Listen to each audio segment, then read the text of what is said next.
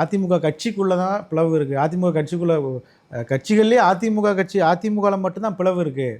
கூட்டணிகள் அப்படின்னாலே அது அதிமுக கூட்டணி மட்டும் தான் பிளவு இருக்குது அப்படிங்கிற மாதிரியான ஒரு பிம்பம் வந்து தொடர்ந்து ஏற்படுத்தப்படுது. பிளவுகளை சந்திக்காத கட்சிகளே இல்லை. முதல்ல அந்த அதிமுகக்குள்ளே நடக்கிற விஷயத்தை நம்ம வரும்போது எல்லா கட்சிகளையுமே ஒரு காலகட்டத்தில் ஒரு பிளவுகளை சந்தித்து தான் வந்திருக்கிறாங்க. உதாரணத்துக்கு திமுகவிலிருந்து தான் அதிமுக பிரிஞ்சது. திமுகவிலிருந்து தான் வைகோ வந்து பிரிஞ்சு போனார். ஒரு பக்கம் அழகிரி வந்து போர்க்கொடி தூக்குனார். அதுக்காக அந்த கட்சி அழிஞ்சிடுச்சா?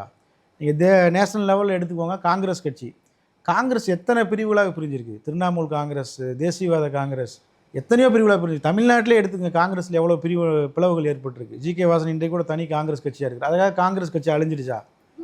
அப்போ ஒவ்வொரு சூழலுக்கு தகுந்த மாதிரி ஒரு பெரிய தலைவர்கள் உயிரிழக்கிறாங்க அப்படிங்கும்போது அந்த அதிகாரம் கை மாறும்போது இந்த மாதிரியான சலசலப்புகள் வரத்தான் செய்யும். பட் வந்து என்னென்னா ஃபிட் டு சர்வைவல், தகுதி உள்ளது தப்பி பிழைக்கும். யாருக்கு அந்த கெப்பாசிட்டி இருக்கோ அவங்க அந்த தலைமை பதவிக்கு வந்துட்டாங்கன்னா அதோட அவ்வளோதான். அதில் பிடிக்காதவங்க வெளியில் போவாங்க. பட் வெளியில் போவங்களால் பெருசாக எதுவும் சாதிக்க முடியாது. தாய் கட்சி எதுவோ அதுதான் வந்து நீடித்து நிற்கும். அப்படி தான் நம்ம அரசியல் வரலாற்றில் நிறைய நம்ம பார்க்குறோம்.